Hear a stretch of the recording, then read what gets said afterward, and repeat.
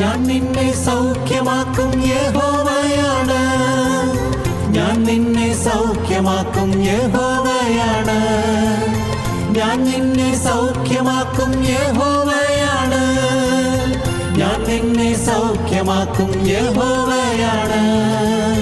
തന്നടിപ്പിണരാൽ തന്നടിപ്പിണരാൽ തന്നടിപ്പിണരാൽ എനിക്കു സൗഖ്യം. തന്നടിപ്പിണരാൽ തന്നടിപ്പിണരാൽ തന്നടിപ്പിണരാൽ എനിക്കു സൗഖ്യം.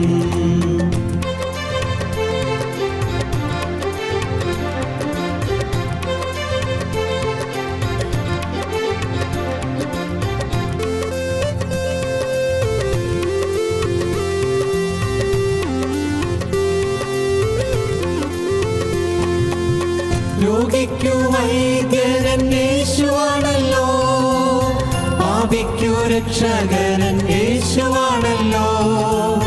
രോഗിക്കു വൈദ്യരൻ യേശുവാണല്ലോ, പാപിക്കു രക്ഷകരൻ യേശുവാണല്ലോ.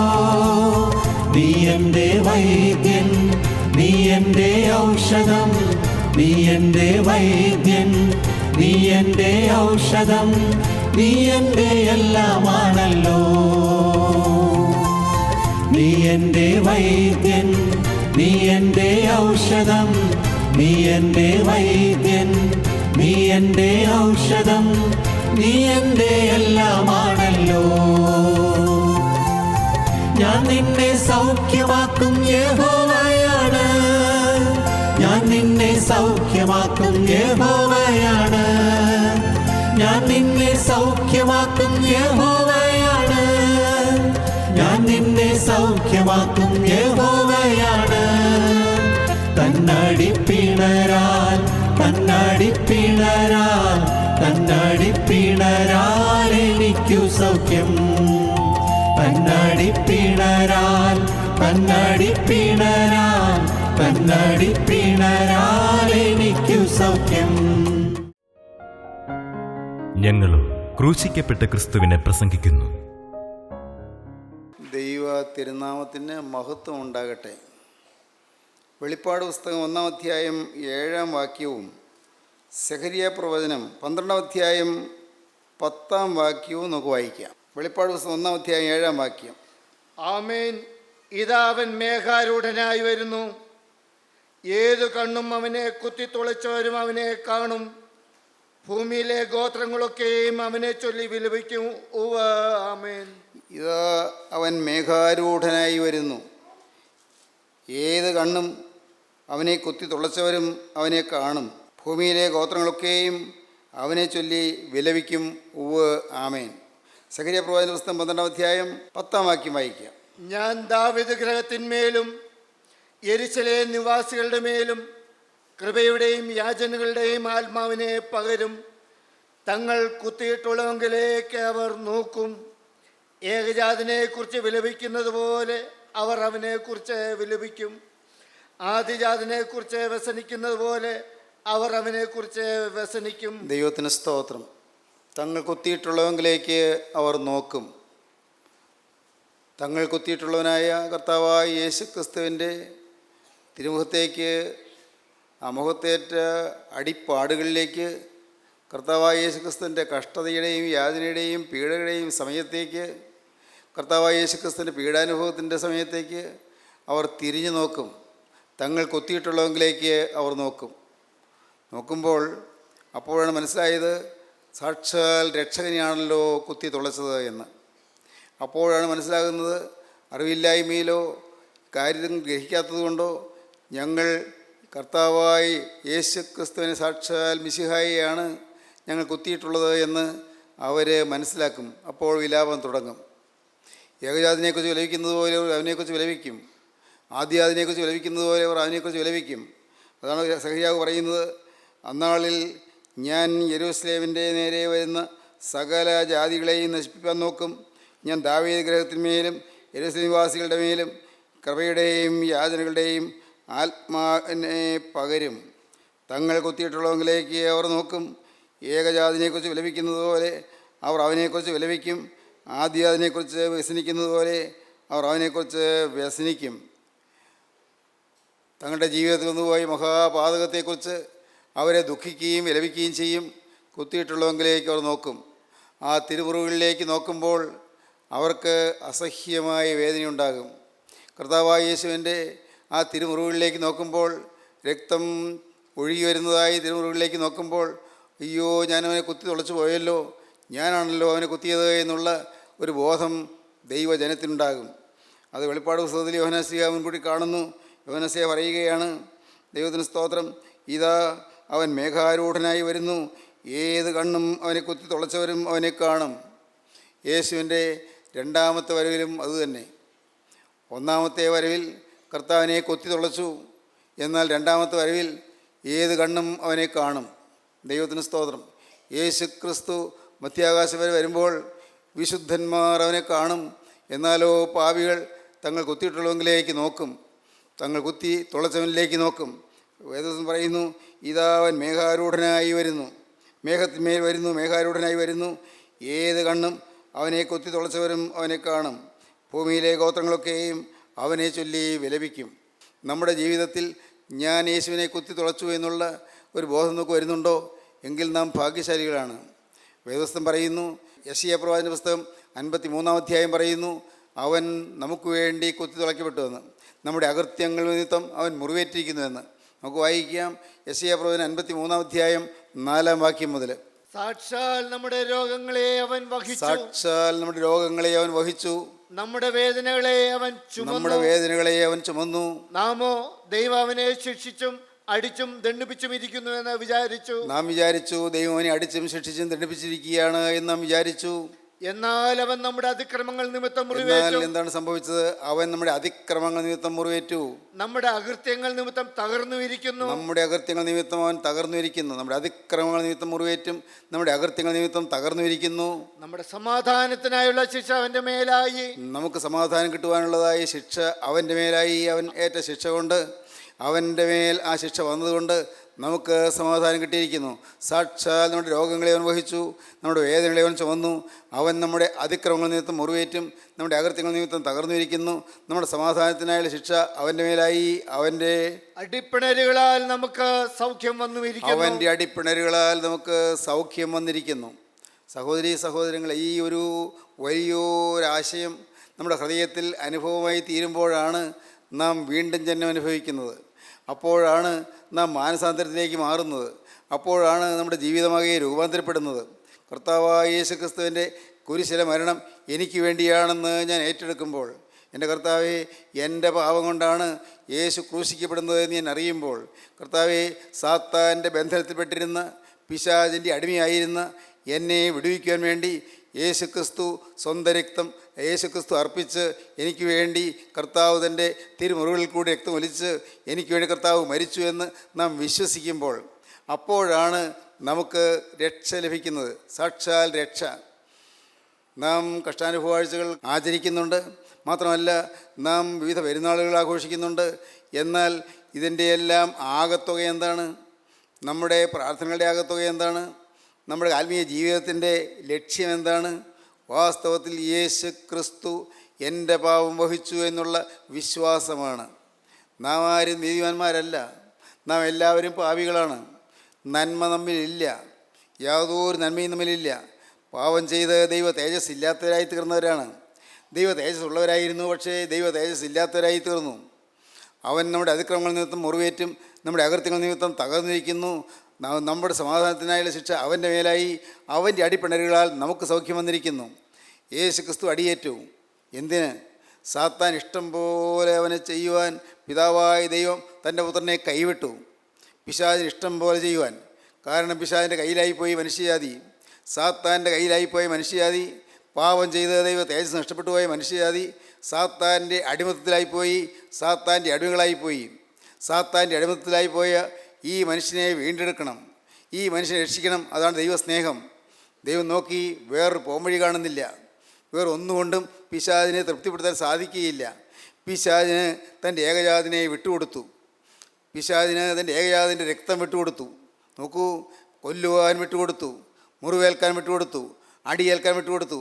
അതിക്രമങ്ങളുടെ ഫലമായുള്ള ശിക്ഷ ഏൽക്കാൻ വിട്ടുകൊടുത്തു. യേശുവോ അതിക്രമമുള്ളവനാണോ, പാവമുള്ളവനാണോ?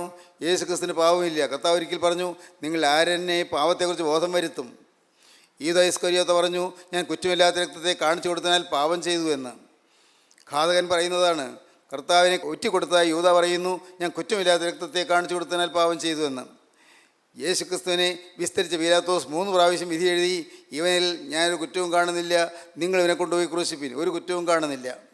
യേശുവിനെ ക്രൂശിച്ച പടയാളികളിൽ ആ ശതാധിപൻ അവൻ പറയുകയാണ്, സാക്ഷാൽ ഇവൻ മിശിഹായായിരുന്നു സത്യം, ഇവൻ നീതിമാനായിരുന്നു സത്യം, ഇവൻ നീതിമാനായിരുന്നു സത്യം. യേശു ക്രിസ്തുവിനെ ക്രൂശിച്ചപ്പോൾ ഉണ്ടായ അനുഭവത്തിൽ നിന്ന് ആ പടയാളികളുടെ തലവനായ 100 പടയാളികളുടെ തലവനായ ശതാധിപന് തോന്നി, സാക്ഷാൽ രക്ഷകൻ തന്നെയാണ് ഇപ്പോൾ ക്രൂശിക്കപ്പെട്ടത് എന്ന്. ദൈവത്തിന് സ്തോത്രം.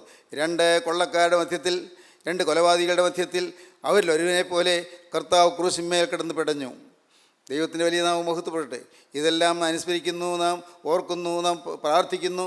പക്ഷേ നമ്മുടെ ഹൃദയത്തോട് ഇഴുകി ചേരുന്നുണ്ടോ എന്ന് നാം ചിന്തിക്കുന്നത് നല്ലതാണ്. എൻ്റെ ജീവിതത്തിൽ യേശു ക്രിസ്തു എനിക്ക് വേണ്ടി മരിച്ചു എന്ന് ഞാൻ വിശ്വസിക്കുന്നുണ്ടോ? ഒരു പാവവും ചെയ്യാത്തതിനായി യേശുവിൻ്റെ മേൽ എൻ്റെ പാപങ്ങളെല്ലാം പിതാവായ ദൈവം ചുമത്തി. പിതാവായ ദൈവം എൻ്റെ പാപങ്ങളെല്ലാം യേശുവിൻ്റെ മേൽ ചുമത്തി.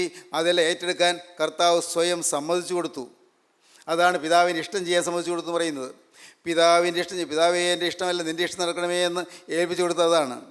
കർത്താവിന് വേണമെങ്കിൽ നിരസിക്കാമായിരുന്നു. എന്നാൽ യേശു ക്രിസ്തു തൻ്റെ ഹിതം മുഴുവൻ പിതാവിൻ്റെ ഇഷ്ടത്തിന് വിട്ടുകൊടുത്തു. തൻ്റെ ശരീരം പിതാവിൻ്റെ ഇഷ്ടത്തിന് വിട്ടുകൊടുത്തു. തൻ്റെ രക്തം പിതാവിൻ്റെ ഇഷ്ടത്തിന് വിട്ടുകൊടുത്തു. എന്തിന്? പിതാവിൻ്റെ ആ സ്നേഹം മനുഷ്യാദി വീണ്ടെടുക്കാൻ തത്രപ്പെടുന്നത് കൊണ്ട് മനുഷ്യനെ വീണ്ടെടുക്കുവാനായി കർത്താവ് തൻ്റെ ജീവൻ ത്യജിക്കാൻ തയ്യാറായി. സാത്താൻ യേശുവിനെ ഹനിച്ചല്ലോ, കൊന്നുകളഞ്ഞല്ലോ എന്ന് അവൻ സന്തോഷിച്ചു. യെരൂശലേമിലുണ്ടായിരുന്ന പരീശന്മാരും സദൂക്യരും അവിടെ ഉണ്ടായിരുന്ന സഭയുടെ മേലാളന്മാരായ ആളുകളും സന്തോഷിച്ചു. യഹൂദ സഭയുടെ ഉന്നത സ്ഥാനത്തിരിക്കുന്ന മഹാപുരോഹിതന്മാരും മറ്റും സന്തോഷിച്ചു. ഇവൻ്റെ കഥ തീർന്നല്ലോ എന്നോർത്തു. പക്ഷേ ദൈവത്തിന് സ്തോത്രം, സഹോദരങ്ങളെ, അവൻ്റെ കഥ തീരുകയല്ല ചെയ്തത്, അവൻ്റെ കഥ തുടങ്ങുകയാണ് ചെയ്തത്. വലിയ കഥ തുടങ്ങി. ദൈവത്തിന് സ്തോത്രം. കർത്താവായ യേശുവിനെ ക്രൂശിച്ചപ്പോൾ കയ്യാഫ് സന്തോഷിച്ചു, ഹന്നാവ് സന്തോഷിച്ചു, അന്ന് പീലാത്തോസ് സന്തോഷിച്ചു, അന്നത്തെ യഹൂദമത മേധാവികൾ സന്തോഷിച്ചു. പക്ഷേ യേശു അതെല്ലാം സ്വയം ഏറ്റെടുത്തു, മരണം ഏറ്റെടുത്തു. പ്രിയപ്പെട്ടവരെ, രക്തം ചിന്തി, കുറ്റമില്ലാത്ത രക്തം ചിന്തി. ഈ കുറ്റമില്ലാത്ത രക്തം ചിന്തി യേശു നമ്മെ വീണ്ടെടുത്തു. ദൈവത്തിന് സ്തോത്രം. മറക്കരുത്, പിശാചിന് ഇഷ്ടം പോലെ ചെയ്യുവാൻ, എന്തും ചെയ്യുവാൻ വിട്ടുകൊടുത്തു. പിതാവേ, നിനക്ക് ഇഷ്ടമെങ്കിൽ ഈ പാനപാത്രങ്ങളിൽ നിന്ന് മാറ്റണമേ എന്ന് കർത്താവ് പ്രാർത്ഥിച്ചു നോക്കി. അത്രമാത്രം ഗൗരവമേറിയ കാര്യം ഈ യാതന ഏൽക്കുക. കാരണം ആ പീഡയല്ല, ശരീരത്തിലേറ്റ പീഡയല്ല, അതിനേക്കാൾ വലിയ യാതനയാണ് പാവമില്ലാത്ത യേശു പാവം വഹിച്ചത്. പാവം തൊട്ടിട്ടില്ലാത്ത യേശു പാവം വഹിക്കേണ്ടി വന്നു. അതാണ് ഈ യാതന. അശുദ്ധി തൊടാത്തനായ ക്രിസ്തു അശുദ്ധി ഏറ്റെടുത്തു. ഏതെല്ലാം അശുദ്ധികൾ? കൊലപാതകത്തിൻ്റെ അശുദ്ധികൾ, മദ്യപാനത്തിൻ്റെ അശുദ്ധികൾ, വ്യഭിചാരത്തിൻ്റെ അശുദ്ധികൾ, കഞ്ചാവിൻ്റെ അശുദ്ധികൾ, മയക്കുമരുന്നിൻ്റെ അശുദ്ധികൾ, വഴക്കിൻ്റെയും പിണക്കത്തിൻ്റെ അശുദ്ധികൾ, വൈരാഗ്യത്തിൻ്റെ അശുദ്ധികൾ, അഹങ്കാരത്തിൻ്റെ അശുദ്ധികൾ, സ്വാർത്ഥതയുടെ അശുദ്ധികൾ, ദ്രവ്യാഗ്രഹത്തിൻ്റെ അശുദ്ധികൾ, ഇങ്ങനെ സകല അശുദ്ധിയും കർത്താവ് വഹിച്ചു. അതാണ് വഹിക്കാൻ വയ്യാത്ത കാര്യം. പിതാവേ, നിനക്ക് കഴിയുമെങ്കിൽ ഈ പാനപാത്രങ്ങളിൽ നിന്ന് മാറ്റണമേ. ചോദിക്കുകയാണ്, നിനക്ക് ഹിതമാണെങ്കിൽ ഈ പാനപാത്രങ്ങളിൽ നിന്ന് മാറ്റണമേ. എങ്കിൽ എൻ്റെ ഇഷ്ടമല്ല നിൻ്റെ ഇഷ്ടം നടക്കണമേ എന്ന് പ്രാർത്ഥിച്ചു. അങ്ങനെ കർത്താവായ യേശു തന്നെ ക്രൂശിന്മേൽ അർപ്പണം ചെയ്തു. പിതാവിന് ഹിതമായി തൻ്റെ പുത്രനെ കുരിശിന്മേൽ അൽപ്പിച്ച് പിശാചിന് ഇഷ്ടം പോലെ ചെയ്യാൻ വിട്ടുകൊടുക്കാൻ പിതാവിന് ഹിതമായി. തൻ്റെ പുത്രൻ്റെ തിരുരക്തം അങ്ങനെ കുരിശിന്മേൽ ചൊരിയുവാൻ പിതാവിന് ഹിതമായി. ദൈവത്തിന് സ്തോത്രം. തൻ്റെ പുത്രൻ്റെ തിരുരക്തം കുരിശിൽ അർപ്പണം ചെയ്ത് അങ്ങനെ പിശാചിന് ഇഷ്ടം പോലെ ചെയ്യുന്നതിന് യേശുവിനെ വിട്ടുകൊടുക്കുവാൻ പിതാവായ ദൈവത്തിന് ഇഷ്ടം തോന്നി. ദൈവത്തിന് സ്തോത്രം. അങ്ങനെ അവൻ്റെ മേൽ മനുഷ്യജാതിയുടെ പാവം മുഴുവൻ ചുമത്തി. മനുഷ്യജാതിയുടെ പാവം മുഴുവൻ യേശുവിൻ്റെ മേൽ ചുമത്തി. അതുകൊണ്ടാണ് പിതാക്കന്മാർ പ്രാർത്ഥിക്കുന്നത്. നിങ്ങൾക്കറിയാമായിരിക്കുമല്ലോ, നാഥൻ മൃതരിടയിൽ ഉറപ്പിച്ചാദത്തെ ഖേദിക്കേണ്ട നിൻ പാപത്തെ ഓർത്തിനിയും നീ കുറ്റം ചെയ്തതിനല്ലോ ഞാൻ കൊണ്ടടികൾ ഏതെങ്കൽ നീ തിന്നതിനാൽ കൈപ്പും കുടിച്ചേ ഞാൻ നഗ്നതയാൽ നീലകൾ ചാർത്തി നഗ്നതയോടെന്നെ അവ തൂക്കി ഞാൻ ചിന്തിയ രക്തത്താൽ പോയി കോപം താതന്റെ പാപിയോടുള്ള കോപം, പിതാവിൻ്റെ കോപം പോയി. പാപി പാപം ചെയ്തു, അവനോട് പിതാവിൻ്റെ കോപമുണ്ട്. എന്നാൽ ആ ശിക്ഷ മുഴുവൻ പുത്രൻ വഹിച്ചു. ശിക്ഷ മുഴുവൻ പുത്രൻ വഹിക്കാൻ പിതാവ് പുത്രനെ വിട്ടുകൊടുത്തു. ദൈവത്തിന് സ്തോത്രം. സഹോദരങ്ങളെ, ഇത് നിങ്ങൾക്കിപ്പോൾ മനസ്സിലായില്ലെങ്കിലും ഒരു കാര്യം നിങ്ങൾ ചെയ്യൂ. എൻ്റെ കർത്താവേ, എനിക്കൊന്നും അറിയാം, ഞാനൊരു പാപിയാണെന്നറിയാം. എൻ്റെ കർത്താവേ, നീ കുരിശിൽ മരിച്ചത് എൻ്റെ പാപം വഹിച്ചാണെന്ന് ഞാൻ വിശ്വസിക്കുന്നു. നിൻ്റെ തിരുരക്തം ചിന്തിയത് എന്നെ കഴുകാനാണെന്ന് ഞാൻ വിശ്വസിക്കുന്നു. എൻ്റെ പാപത്തിന് ശിക്ഷ നീ ഏറ്റതുകൊണ്ട് നാഥ, ഞാൻ നരകത്തിലേക്ക് പോകാതെ സ്വർഗത്തിലേക്ക് പോകുവാനുള്ള വഴി നീ ഒരുക്കി തന്നു എന്ന് ഞാൻ വിശ്വസിക്കുന്നു. കർത്താവെ, നിൻ്റെ തിരുവിലാവിൽ നിന്നൊഴുകിയതായ രക്തത്താലും നിൻ്റെ വീണ്ടെടുപ്പിൻ്റെ അത്ഭുത സ്നേഹത്താലും കർത്താവെ, നരകവിധി എനിക്ക് ഒഴിവാക്കി തന്നു എന്ന് ഞാൻ വിശ്വസിക്കുന്നു. യേശുവെ, എനിക്ക് മറ്റൊന്നും അറിഞ്ഞുകൂടാ. ഇതൊന്നും എൻ്റെ ബുദ്ധിയിൽ പ്രവേശിക്കുന്നതല്ല, എൻ്റെ ഈ ചെറിയ ബുദ്ധിയിൽ ഇതൊന്നും ഒതുങ്ങുന്നതല്ല. അതുകൊണ്ട് കർത്താവെ, എനിക്കൊന്നും അറിഞ്ഞുകൂടാ, ഞാനൊരു പാപിയാണെന്നുള്ള സത്യം സമ്മതിച്ചുകൊണ്ട് ഞാൻ തിരുമുമ്പാകെ വരുന്നു. കർത്താവെ, എനിക്ക് രക്ഷപ്പെടണം. ഈ പാപത്തിൽ നിന്ന് എനിക്ക് രക്ഷപ്പെടണം. പാപത്തിൻ്റെ ഭീകരമായ ആ അടിമത്തത്തിൽ നിന്ന് എനിക്ക് മോചനം പ്രാപിക്കണം. അതിന് നാഥ, നീ എൻ്റെ ജീവിതത്തിൽ ഒരു അത്ഭുതം ചെയ്യണം. നിൻ്റെ തിരുരക്തം ഇപ്പോൾ എൻ്റെ മേൽ മുദ്രയായി അണിയിക്കണം. നിൻ്റെ തിരുവിലാവിൽ ഒഴിയ തിരുരക്തത്തിൻ്റെ ഒരു തുള്ളി എൻ്റെ നെറ്റിയിൽ പതിയണം. യേശുവേ, എനിക്ക് മറ്റൊന്നും പറയാൻ അറിഞ്ഞുകൂടാ, എനിക്കിതിൻ്റെ ഒന്നും വ്യാപ്തി അറിഞ്ഞുകൂടാ. ഇതിൻ്റെ എല്ലാം ആന്തരികമായ ആശയത്തിൻ്റെ സമൃദ്ധി എനിക്ക് മനസ്സിലാകുകയില്ല. കർത്താവേ, ഞാൻ നിസ്സാര മനുഷ്യനാണ്. എന്നാൽ നീ ഒരു കാര്യം ചെയ്യണം. ഞാനൊരു കാര്യം വിശ്വസിച്ചുകൊണ്ട് പറയുകയാണ്, ഒരു നിത്യതയുണ്ടായെന്ന് ഞാൻ വിശ്വസിക്കുന്നു. മരണശേഷമുള്ള ആ നിത്യത ഒന്നുകിൽ സ്വർഗമാണ് അല്ലെങ്കിൽ നരകമാണെന്ന് ഞാൻ വിശ്വസിക്കുന്നു. എൻ്റെ കർത്താവേ, അത് പിതാക്കന്മാർ പറഞ്ഞിട്ടുണ്ട്, തിരുവചനം പറഞ്ഞിട്ടുണ്ട്. അതുകൊണ്ട് ഞാൻ വിശ്വസിക്കുന്നു. അതുകൊണ്ട് കർത്താവേ, ഇപ്പോൾ ഞാൻ തിരുമുൻപാകെ വന്ന് നിൻ്റെ കൃപയോട് യാചിക്കുകയാണ്, നിൻ്റെ കരുണയോട് യാചിക്കുകയാണ്. ആ നിത്യ നരകത്തിലേക്ക് ഞാൻ പോകാതിരിക്കാൻ നീ എനിക്ക് വേണ്ടി ക്രൂശിൽ മരിച്ചുവെന്ന് വിശ്വസിച്ചുകൊണ്ട് ഞാൻ തൃപ്പാദത്തിൽ വീഴുകയാണ്. ആ തൃപ്പാദം ചുംബിക്കുകയാണ്. ആ പാദപീഠത്തിൽ ചുംബിച്ചുകൊണ്ട് തൃപ്പാദം മൊത്തിക്കൊണ്ട് ഞാനോട് പറയുന്നു, കർത്താവേ, ഞാനിതാ എന്നെ അവിടുത്തെ പാദപീഠത്തിലേക്ക് ഞാൻ സമർപ്പിക്കുന്നു. കർത്താവേ, ഞാനിതാ എന്നെ അടിയറ വയ്ക്കുന്നു. എൻ്റെ ഭാവി നിൻ്റെ കരങ്ങളിലേക്ക് തരുന്നു. എൻ്റെ കർത്താവേ, എനിക്കൊന്നും അറിഞ്ഞുകൂടല്ലോ. എൻ്റെ ഭാവി അത് ഇനി എൻ്റെ അല്ല, നിൻ്റേതാണ്. കാരണം നീ എന്നെ വിലയ്ക്ക് വാങ്ങിയിരിക്കുന്നു. എൻ്റെ കർത്താവേ, പിശാചിൻ്റെ കയ്യിൽ നിന്ന് നീ എന്നെ വിലയ്ക്ക് വാങ്ങാൻ നീ കൊടുത്ത വില നിൻ്റെ ജീവരക്തം തന്നെയാണ്. കർത്താവേ, അതുകൊണ്ട് നീ എന്നെ വിലയ്ക്ക് വാങ്ങിയതുകൊണ്ട് ഇനി ഞാൻ എൻ്റെ അല്ല, നിൻ്റേതാണ്. ദൈവത്തിന് സ്തോത്രം. ഇനി ഞാൻ നിൻ്റെ വകയായി ഞാൻ ജീവിക്കും. ഞാൻ നിൻ്റെ സ്വഭാവം പ്രാപിച്ച് ഞാൻ ജീവിക്കും. നിൻ്റെ മനോഭാവം പ്രാപിച്ച് ഞാൻ ജീവിക്കും. ഞാൻ വിശുദ്ധനായി ജീവിക്കും. മനസ്സറിഞ്ഞൊരു പാവം ചെയ്ത് ഇനി ഞാൻ നിന്നെ കുത്തിമുറിവേൽപ്പിക്കുകയില്ല. ദൈവത്തിന് സ്തോത്രം. സഹോദരങ്ങളെ, ഇതാണ് ക്രിസ്തീയ ജീവിതം. വലിയ കഷ്ടപ്പാടില്ല, വലിയ ആശയ ഗാംഭീര്യമില്ല, ഒന്നും മനസ്സിലാക്കാൻ പ്രയാസമില്ല, വലിയ വ്യാഖ്യാനം ഒന്നും വേണ്ട. ആകെ ഇത് മാത്രം നിങ്ങൾ പ്രാർത്ഥിച്ച് സമർപ്പിക്കുക. കർത്താവേ, എൻ്റെ മേൽ നിന്റെ തിരുരക്തം തളിക്കണമേ. ദൈവത്തിന് സ്തോത്രം. എൻ്റെ മേൽ നിന്റെ തിരുരക്തം തളിക്കണമേ. ഇത് നിങ്ങൾ കേട്ടുകൊണ്ടിരിക്കുമ്പോൾ തന്നെ, നിങ്ങൾ എവിടെ ഇരുന്ന് കേൾക്കുന്നുവെങ്കിലും പ്രിയപ്പെട്ടവരെ, ഇത് നിങ്ങൾ കേട്ടുകൊണ്ടിരിക്കുമ്പോൾ അവിടെ ഇരുന്നുകൊണ്ട് നിങ്ങൾ പറയണം, യേശുവേ, നീ എന്നോട് സത്യം അറിയിക്കാനായി നീ വന്നിരിക്കുന്നു. നിൻ്റെ ക്രൂശ് മരണത്തിൻ്റെ അത്ഭുത സത്യം ഗ്രഹിപ്പിക്കാനായി നീ ഇതാ എൻ്റെ അരികത്തേക്ക് വന്നിരിക്കുന്നു. എൻ്റെ കർത്താവേ, എനിക്ക് മറ്റൊന്നും മനസ്സിലാകുന്നില്ലെങ്കിലും ഒരു കാര്യം ഞാൻ മനസ്സിലാക്കിക്കൊണ്ട് എന്നോട് പറയുന്നു, എന്നെ നീ ഒന്ന് തൊടണമേ. നീ തൊട്ടാൽ എല്ലാം നേരെയാകും. കർത്താവേ, നിൻ്റെ തൃക്കരം തൊട്ടാൽ എല്ലാം ശരിയാകും. നിൻ്റെ തൃക്കരം തൊട്ടാൽ എൻ്റെ പാവങ്ങൾ കഴുകപ്പെടും. നിൻ്റെ തൃക്കരം തൊട്ടാൽ എൻ്റെ രോഗം മാറും. നിൻ്റെ തൃക്കരം തൊട്ടാൽ പൈശാചിക ബാധകൾ മാറും. നിൻ്റെ തൃക്കരം തൊട്ടാൽ എൻ്റെ മേലുള്ള ശാപങ്ങൾ മാറും. യേശുനാഥ, നിൻ്റെ തൃക്കരം തൊട്ടാൽ എൻ്റെ ജീവിതം ശോഭനമായി തീരും. ഇത്രയും കാലം നിരാശയിൽ ആണ്ടുപോയ ജീവിതം, ഇത്രയും കാലം കരഞ്ഞു തളർന്ന ജീവിതം, ഇത്രയും കാലം വിഷമിച്ചു അലഞ്ഞുപോയ ജീവിതം, എൻ്റെ കർത്താവേ, ഇത്രയും കാലം പാപത്തിന് അടിമയായി ജീവിച്ച ജീവിതം, ഇത്രയും കാലം പൈശാചികൻ്റെ അടിമപ്പണി ചെയ്തു പോയ ജീവിതം, നാഥ, ഇപ്പോൾ മുതൽ യേശുവിൻ്റെ കയ്യിലാകുന്നു എന്ന് ഞാൻ വിശ്വസിച്ചതിൻ്റെ കരങ്ങളിലേക്ക് എന്നെ തന്നെ തരികയാണ്. കർത്താവേ, ഇനി എനിക്കില്ല, എൻ്റേതില്ല, ഇനി ഞാനില്ല, യേശു മാത്രം. എനിക്കില്ല, യേശുവിന് മാത്രം. എൻ്റെ ഇല്ല, യേശുവിൻ്റേത് മാത്രം. കർത്താവേ, ഞാനെന്ന് പറയുന്ന ഈഗോ ഞാനിതോടെ ഇതാ ക്രൂശിക്കാൻ വിട്ടു തരുന്നു. യേശു ക്രിസ്തുവിൻ്റെ ആ തിരുശരീരം ക്രൂശിലർപ്പിച്ചതുപോലെ എൻ്റെ ഈഗോ, എൻ്റെ സെൽഫ്, എൻ്റെ സ്വയം ക്രൂശിക്കാൻ ഞാനിതാ വിട്ടുതരുന്നു. ഉടയവനെ, നീ എന്നെ ഒന്ന് തൊടണമേ. നിൻ്റെ തൃക്കരൻ്റെ പേര് വെക്കണമേ. കർത്താവേ, അന്ന് കർത്താവ് പറഞ്ഞു, അവർ കുത്തിയിട്ടുള്ളവെങ്കിലേക്ക് നോക്കുമെന്ന്. കർത്താവേ, കുത്തിയിട്ടുള്ളവെങ്കിലേക്ക് ഞാനിതാ നോക്കുകയാണ്. ഗോകുൽത്തായിലെ കുരിശിൽ ഞാൻ കുത്തിമുറിവേൽപ്പിച്ച യേശുവെങ്കിലേക്ക് ഞാനിതാ നോക്കുകയാണ്. ഞാനന്ന് പറഞ്ഞു, യഹൂദന്മാരെ നിങ്ങൾക്ക് കഷ്ടമെന്ന്. ഞാനെന്ന് പറഞ്ഞു, യഹൂദന്മാരെ നിങ്ങൾക്ക് അയ്യോ കഷ്ടം. നാഥനെക്കുറിച്ച് യഹൂദന്മാർ അവർക്ക് കഷ്ടമാണെന്ന് ഞാൻ പറഞ്ഞു പോയി. എന്നാൽ കർത്താവേ, കഷ്ടം എനിക്കാണ്. ഞാനാണ് ക്രൂശിച്ചത്. യഹൂദന്മാർ ക്രൂശിച്ചു, അത് അക്ഷരീയമായി സംഭവിച്ചു. പക്ഷേ ഇന്നും ഞാനാണ് ക്രൂശിച്ചുകൊണ്ടിരിക്കുന്നത്. ഇന്നും മദ്യം വായിൽ ഒഴിക്കുമ്പോൾ നിൻ്റെ വായിലേക്ക് ഞാൻ തുപ്പുകയാണ്. കർത്താവേ, ഇന്നും പുകവലിച്ചുകൊണ്ടിരിക്കുമ്പോൾ നിൻ്റെ മുഖത്തേക്ക് ഞാൻ അടിക്കുകയാണ്. ഇന്നും അശുദ്ധി കണ്ട് രസിക്കുമ്പോൾ, ചീത്ത പടങ്ങൾ കണ്ട് രസിക്കുമ്പോൾ എൻ്റെ കർത്താവിൻ്റെ തിരുമുഖത്തേക്ക് എനിക്ക് വേണ്ടി കണ്ണീരൊഴുക്കിയ ആ തിരുമുഖത്തേക്ക് മുകളിലേക്ക് ഞാൻ തുപ്പുകയും തല്ലുകയുമാണ്. കർത്താവെ, ചീത്ത ചിന്തകൾക്ക് വിധേയനായി അശുദ്ധി ഞാൻ ചിന്തിക്കുമ്പോൾ എൻ്റെ കർത്താവിൻ്റെ ശിരസിൽ ഞാൻ മുൾമുടി വയ്ക്കുകയാണ്, ആഞ്ഞടിക്കുകയാണ്. എൻ്റെ കർത്താവെ, അഴുക്കായ ആഗ്രഹങ്ങൾ എൻ്റെ ഹൃദയത്തിൽ വരുമ്പോൾ, അശുദ്ധ മോഹങ്ങൾ എൻ്റെ ഹൃദയത്തിൽ വരുമ്പോൾ ഞാൻ നിൻ്റെ ചങ്കിലേക്ക് കുന്തം കൊണ്ട് കുത്തുകയാണ്. ദ്രവ്യാഗ്രഹത്തിന് അടിമയായി ഞാൻ തീരുമ്പോൾ നിൻ്റെ ചങ്കിലേക്ക് ഞാൻ കുന്തം കൊണ്ട് കുത്തുകയാണ്. എനിക്കിപ്പോഴത് മനസ്സിലാകുന്നുണ്ട് കർത്താവേ. കർത്താവേ, ഇത്രയും കാലം ഞാൻ പാവം ചെയ്തു പോയല്ലോ. ഇപ്പോൾ ഞാനിതാ കുത്തിയിട്ടുള്ളവെങ്കിലേക്ക് നോക്കുന്നു. ഹല്ലേലൂയ, ദൈവത്തിന് സ്തോത്രം. ഞാൻ കുത്തിമുറിവ് ഏൽപ്പിച്ച തിരുമുറിവുകളിലേക്ക് ഞാൻ നോക്കുന്നു. അവിടെ നോക്കി ഞാൻ ആശ്വാസം പ്രാപിക്കുന്നു. എനിക്ക് അവിടെ നോക്കി ഞാൻ രോഗസൗഖ്യം പ്രാപിക്കുന്നു. അവിടെ നോക്കി പൈശാചിക ബന്ധനം അഴിയുന്നു. കർത്താവേ, അത് അനുഭവമാണ്. ദൈവത്തിന് സ്തോത്രം. പൈശാചിക ബാധകൾ എല്ലാം മാറിപ്പോകുന്നു. ഭൂതബാധകൾ വിട്ടുപോകുന്നു. കർത്താവേ, ജാതക ദോഷങ്ങൾ എല്ലാം മാറിപ്പോകുന്നു. കരുണയുള്ള കർത്താവേ, ആരെല്ലാം എന്തെല്ലാം ദോഷം എനിക്ക് വേണ്ടി ചെയ്തെങ്കിലും അതൊന്നും എന്നെ തൊടുകയില്ല.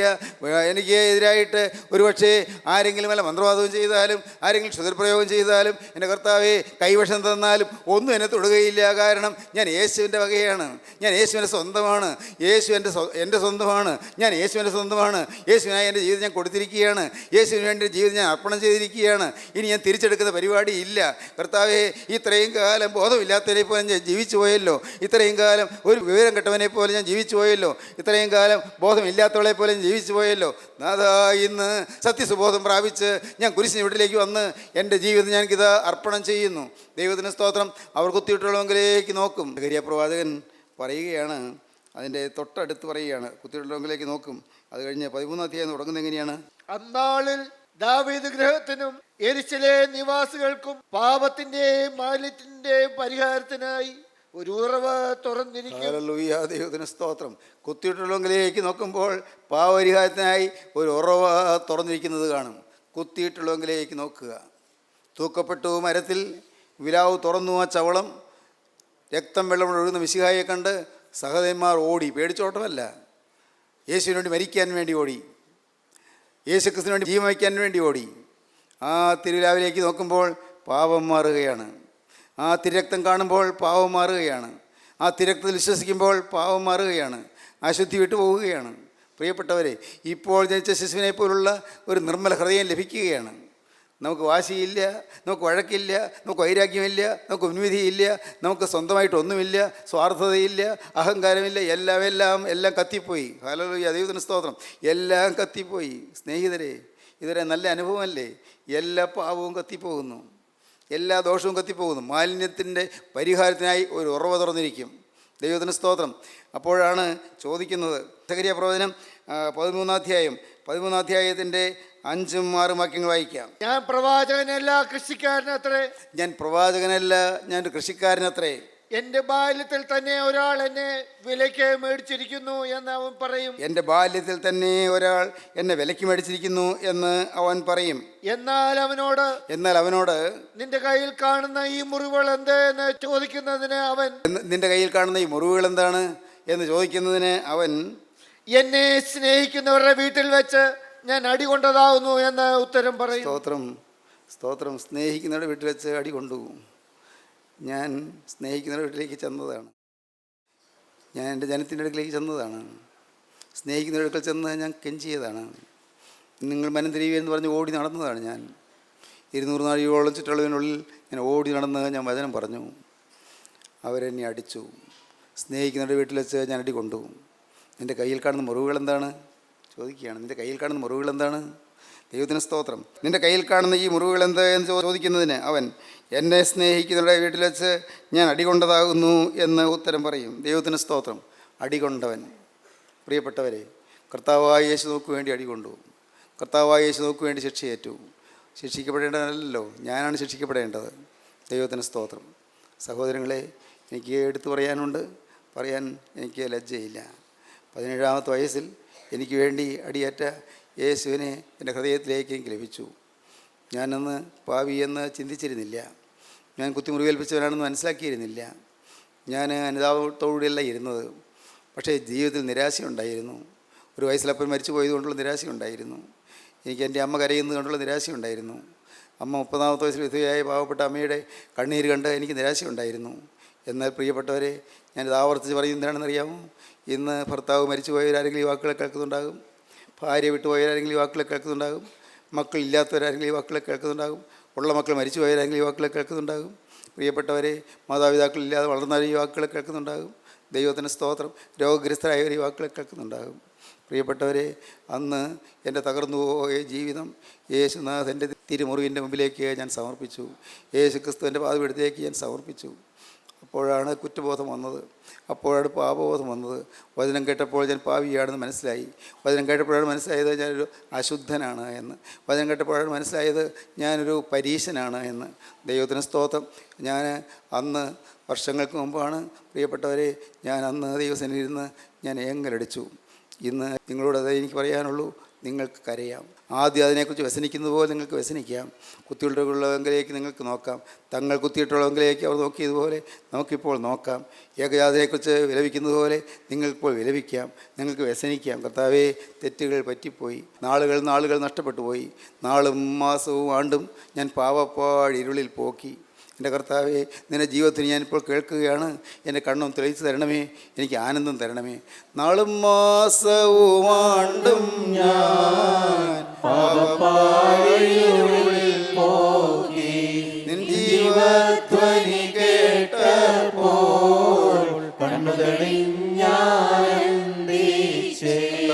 നിൻ്റെ ജീവധ്വനി ഞാൻ കേൾക്കുകയാണ്, നിൻ്റെ വചനം ഞാൻ കേൾക്കുകയാണ്. യേശുവേ, നിൻ്റെ തിരുമുറികളിൽ നിന്നൊഴുകുന്നതായ തിരക്തത്തിൻ്റെ അത്ഭുത സ്വരം ഞാൻ കേൾക്കുകയാണ്. തിരക്തത്തിൻ്റെ മാധുര്യം ഞാൻ നുണയുകയാണ്. തിരക്തത്തിൻ്റെ ആസ്വാദ്യത ഞാൻ അനുഭവിക്കുകയാണ്. തിരക്തത്തിൻ്റെ വിശുദ്ധി ഞാൻ അനുഭവിക്കുകയാണ്. കർത്താവേ, തിരക്തത്തിൻ്റെ വിശുദ്ധീകരണം ഞാൻ അനുഭവിക്കുകയാണ്. കർത്താവേ, തിരക്തത്തിൻ്റെ സുഗന്ധം ഞാൻ അനുഭവിക്കുകയാണ്. ഇപ്പോൾ നാഥ, പരിശുദ്ധാത്മാവിൻ്റെ നറുമണം എൻ്റെ മേലൊന്ന് വീശി എന്നെ ഉയർത്തെഴുന്നേൽപ്പിക്കണമേ. എൻ്റെ മൃതാവസ്ഥയിൽ നിന്ന്, എൻ്റെ മരണാവസ്ഥയിൽ നിന്ന് എന്നെ ഉയർത്തെഴുന്നേൽപ്പിക്കണമേ. എൻ്റെ മേൽ നിൻ്റെ ജീവൻ പകരണമേ. നാഥ, ഞാൻ എൻ്റെ ഹൃദയം, എൻ്റെ ജീവിതം, എൻ്റെ ഭാവി നിൻ്റെ കരങ്ങളിലേക്ക് സമർപ്പിക്കുന്നു. എന്നെ നീ കൈക്കൊള്ളണമേ. സമർപ്പിക്കൂ നിങ്ങളുടെ ജീവിതം യേശുവിനായിട്ട് വിട്ടുകൊടുക്കൂ. ദിവസങ്ങൾ കടന്നു പോകുന്നു. എൻ്റെ കർത്താവേ, എപ്പോൾ കടന്നുപോയാലും നാഥ, നിൻ്റെ സന്നിധിയിൽ ഞാൻ വരണം. എപ്പോൾ കടന്നുപോയാലും എൻ്റെ യേശുവേ, നിൻ്റെ സന്നിധിയിൽ ഞാൻ കാണപ്പെടണം. നിങ്ങൾ പ്രാർത്ഥിക്കൂ, നിങ്ങൾ സമർപ്പിക്കൂ. ദൈവത്തോട് വാക്ക് പറയൂ. യേശുവേ, ഈ നിമിഷം മുതൽ ഞാൻ നിൻ്റെ വക, ഈ നിമിഷം മുതൽ ഞാൻ നിൻ്റേത്. എൻ്റെ കർത്താവേ, എന്നെ തന്നെ ഞാൻ സമർപ്പിക്കുന്നു. പ്രാർത്ഥിക്കാം. കാരുണ്യവാനായ ഞങ്ങളുടെ സ്വർഗീയ പിതാവേ, ഈ നല്ല സമയത്തിനായി ഞങ്ങൾ നിന്നെ സ്തുതിക്കുന്നു. നിൻ്റെ മക്കളെ അവിടെ തൊട്ടതിനായി സ്തോത്രം. കർത്താവ്, തിരക്തത്തിൻ്റെ ശക്തി വെളിപ്പെട്ടതിനായി സ്തോത്രം. തിരക്തത്താൽ നിൻ്റെ മക്കളെ അവിടെ നവീകരിച്ചതിനായി സ്തോത്രം.